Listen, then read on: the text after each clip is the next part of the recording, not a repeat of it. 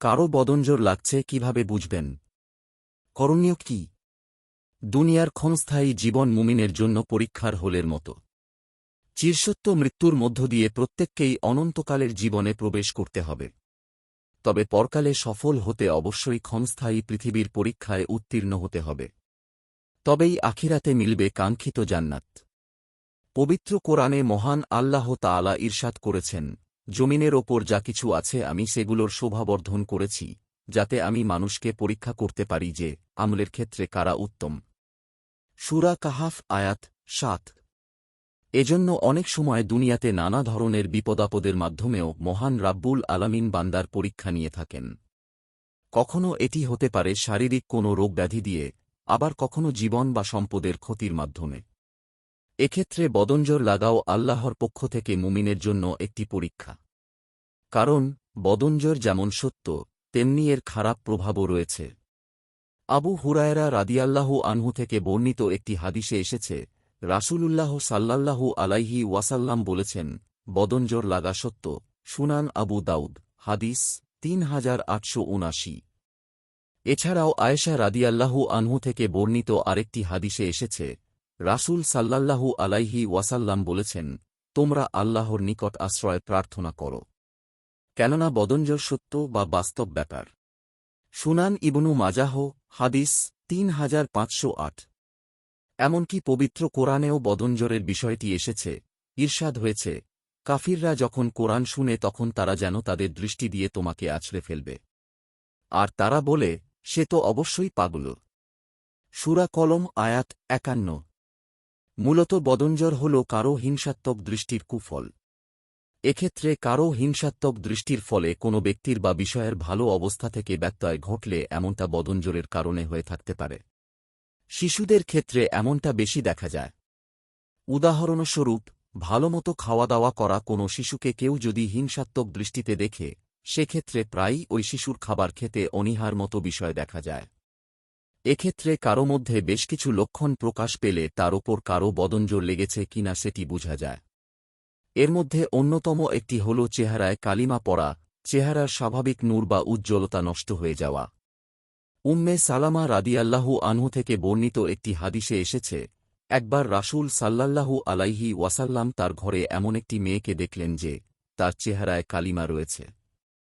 তখন নবীজি সাল্লাল্লাহু আলাইহি ওয়াসাল্লাম বললেন, তাকে ঝাড়ফুঁক করাও, কেননা তার ওপর বদ নজর লেগেছে।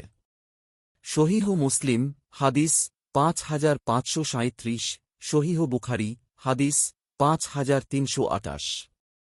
এছাড়াও বিনা কারণেই শরীর অতিরিক্ত দুর্বল ও রোগাক্রান্ত হয়ে পড়াও বদনজরের কারণে হতে পারে।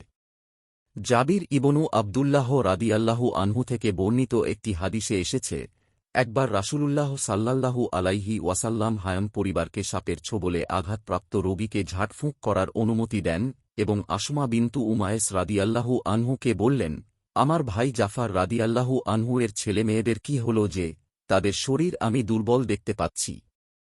তাদের কি অভাব দেখা দিয়েছে? জবাবে আসমা রাদিয়াল্লাহু আনহু বললেন, না, কিন্তু তাদের ওপর তাড়াতাড়ি কুনজর লেগে যায়।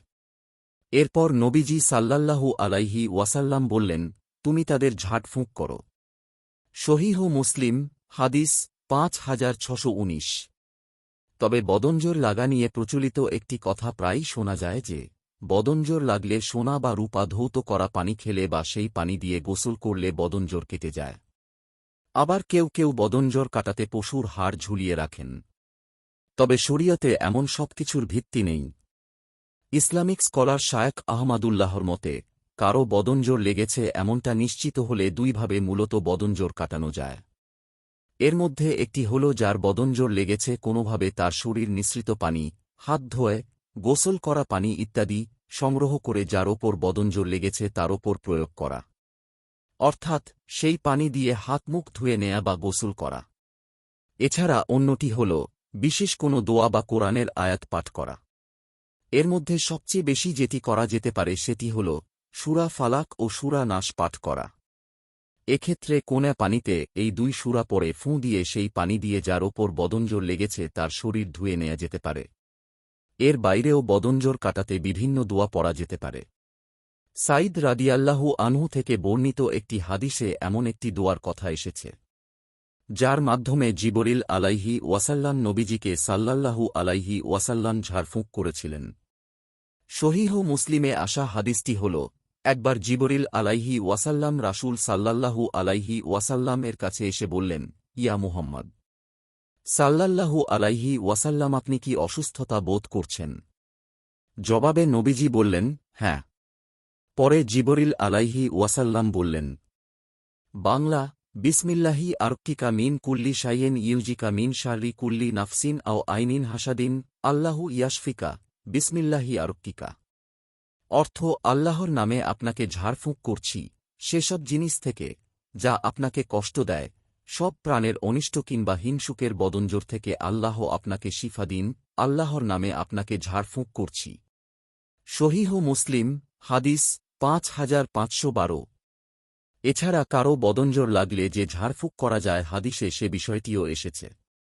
উবাইদ ইবনু রিফা আয়জুরাকি রহমাতুল্লাহ আলাইহি থেকে বর্ণিত একটি হাদিসে এসেছে, একবার আসমা বিনতু উমাইস রাদিয়াল্লাহু আনহু বললেন, হে আল্লাহর রাসূল সাল্লাল্লাহু আলাইহি ওয়াসাল্লাম, জাফরের সন্তানদের তাড়াতাড়ি বদনজোর লেগে যায়, আমি কি তাদের ঝাড়ফুঁক করতে পারি? জবাবে নবীজি সাল্লাল্লাহু আলাইহি ওয়াসাল্লাম বলেন, হ্যাঁ। কেননা কোনো জিনিস যদি ভাগ্যকে অতিক্রম করতে পারত তাহলে বদনজোরই তা অতিক্রম করতে পারত। সুনান আত তিরমিজি, হাদিস ২০৫৯। আপনার একটি শেয়ার হয়তো কারও জীবন বদলে দিতে পারে। সাদকায়ে জারিয়া সওয়াব পেতে ভিডিওটি শেয়ার করুন।